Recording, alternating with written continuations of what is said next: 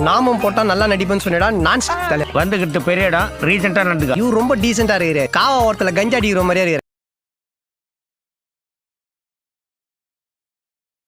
Hi hello friends, welcome back to our channel. So இன்னைக்கு நம்ம பார்க்க போற படம் பார்த்தீங்கன்னா 2019 வந்துட்டு ஒரு ஹாரர் மிஸ்ட்ரி படமாக எடுக்கப்பட்ட டூ சிஸ்டர் அப்படின்ற படத்தை பார்த்தீங்கன்னா இப்போ யூடியூப்ல தமிழ் டப்பிங்கோட ஸ்ட்ரீம் பண்ணியிருக்காங்க.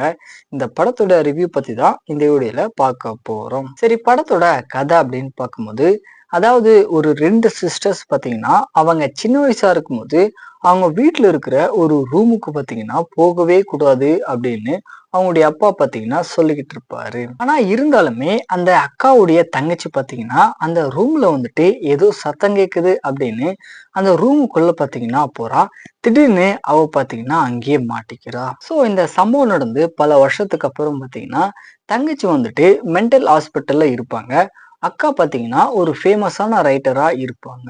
ஒரு கட்டத்துல பார்த்தீங்கன்னா இவங்க ரெண்டு பேருமே சேர்ந்து இவங்க வாழ்ந்த அந்த வீட்டுக்கு வந்து போறாங்க.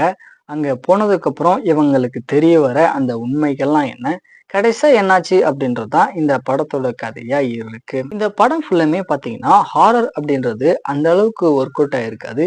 இருந்தாலுமே அந்த மிஸ்ட்ரி பாத்தீங்கன்னா படம் ஃபுல்லுமே கொண்டு போயிருப்பாங்க. அது ஓரளவுக்கு நல்லா இருக்கும் பாக்குறதுக்கு. அதே மாதிரி இவங்க படத்துல காமிக்கக்கூடிய அந்த பிளாஷ்பேக் சீக்வன்ஸ் எல்லாமே பாத்தீங்கன்னா ஒரு மாதிரி இருக்கும் பாக்குறதுக்கு. டியூரேஷன் வைஸ் அப்படின்னு பாத்தீங்கன்னா 1 hour 27 minutes கிட்ட தான் வந்து சீக்கிரமாவே பார்த்து முடிச்சிடலாம். இருந்தாலுமே இந்த படத்தோட ஸ்கிரீன் பிளே பார்த்தீங்கன்னா ரொம்பவே ஸ்லோவா கொண்டு போவாங்க. அந்த அளவுக்கு இன்ட்ரெஸ்டிங்கா எதுவுமே இருக்காது.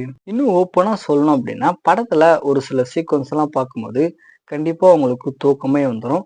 ஃபைனலா வந்துட்டு இந்த படம் பார்த்தீங்கன்னா ஒரு ஒன் டைம் வாட்சபிள் ஓகேவான ஹாரர் த்ரில்லர் படமா தான் வந்திருக்கு. ட்ரை பண்ணி பாருங்க.